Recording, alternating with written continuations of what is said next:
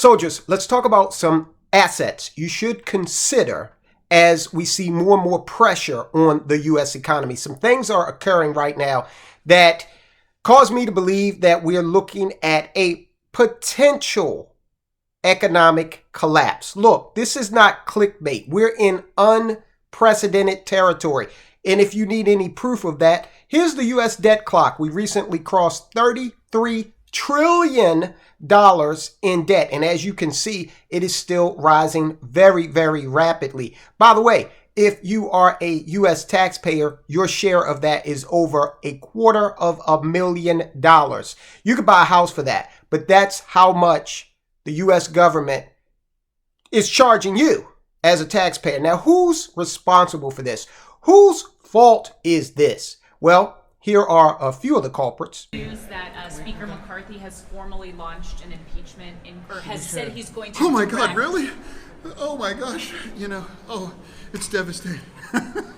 Ooh, don't do it. Please don't do it. Oh no. So we gotta run back to the office. Senator Feinstein.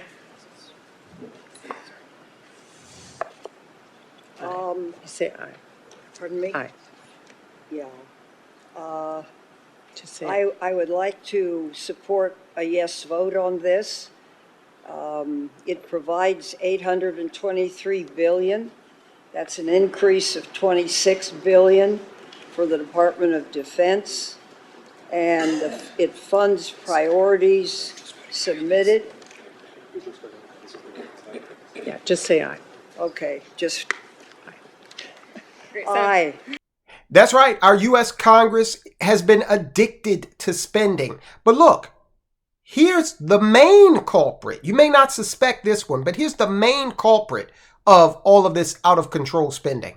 That's right. It's me and you. It is the people of the United States of America, because we have not voted these bums out of office and voted in people who understand that our fiat currency at this level of spending cannot survive. So other countries are starting to understand this as well. We're going to look at what they're doing, and then we're going to talk about the assets you need to take a serious look at if you're going to thrive through any kind of economic collapse. And look, let me say this.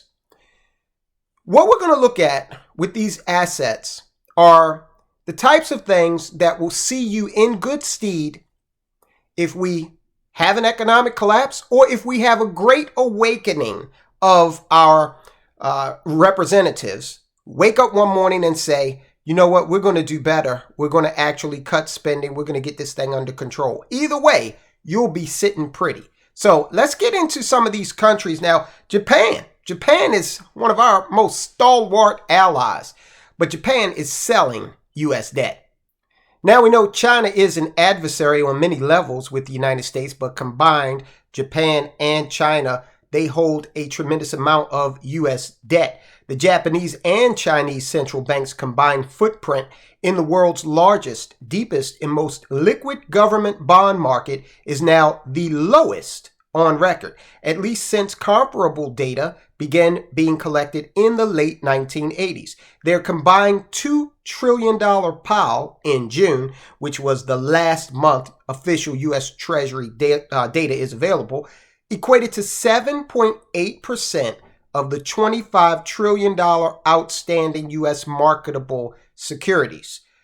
Less than a third of the record 25.4% registered in June of 2007. So you can see that's down tremendously. Japan's official stash of 1.1 trillion represents 4.4% of the total market, also a record low, while China's $835 billion stash is around 3.4% of the total, the lowest in 20 years.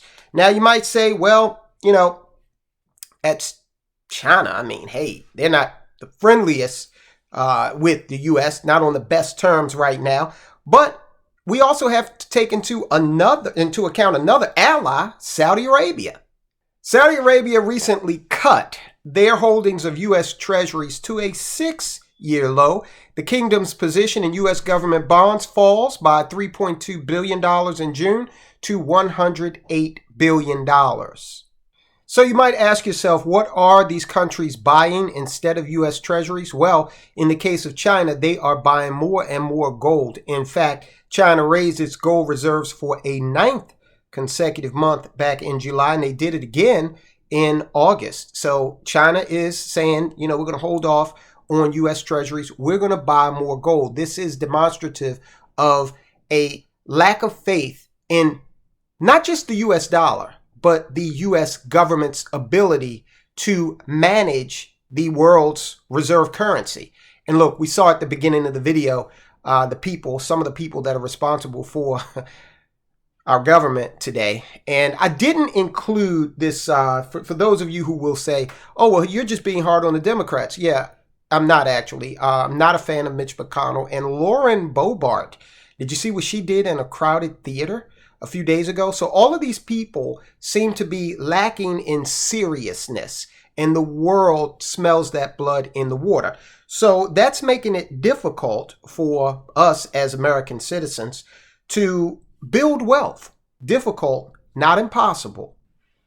So let's take a look at some assets that you may consider in order to shore up your financial position. Now, again, we're going to focus on assets, as we always do, that will be, good assets in bad times and good times. So if, again, we turn a corner tomorrow and everybody gets serious with the economy and we stop spending frivolously and we rein in our monetary and fiscal policy, then you'll be just as well off as you would have been if the inverse happened and the whole thing collapsed. So we know that those two extremes are not going to occur, not in the near term.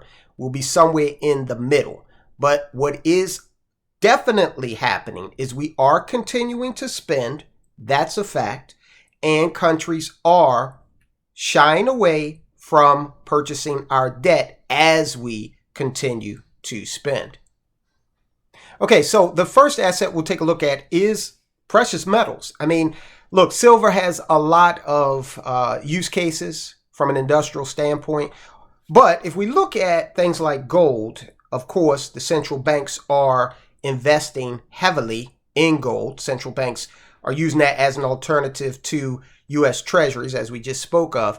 But, there are ways to get in on that without actually purchasing physical gold. You can look at gold ETFs. You can take a look at and evaluate mining stocks. Now, look, as gold becomes more popular as, a reserve for these countries around the world, of course, it's only a limited supply here on the earth that's available to us that we can get up out of the ground. So typically, if things work as they usually do with regard to supply and demand, you will see an increase over time. Now, gold has done a fantastic job over the long term of being able to preserve your purchasing power. Okay, it's done an excellent job of that. Now, if people are picking 10-year time frames, fine, you can do that. This is done okay in the 10-year. But gold is the only asset that the whole world agrees on is valuable, that most of the people on the earth can own if they've got the money. And I raise that because in China, for example, you can't own real estate. You can own an apartment, but you can't own the ground that the house or the apartment is constructed on. But you can own gold. So that's why I raise that. Most people agree on the value, that this thing has value. So from the standpoint of that, you can look at those ETFs. You can look at those mining stocks. It's rare. It should maintain its track record, at least in our lifetimes, of being a preservative of purchasing power. Now, another alternative that you can look at are stocks of foreign companies. You got to be careful with this one, okay? Because all countries don't have the type of transparency that you may be used to in, say, Canada or the United States of America. So again, this is where your due diligence comes into play.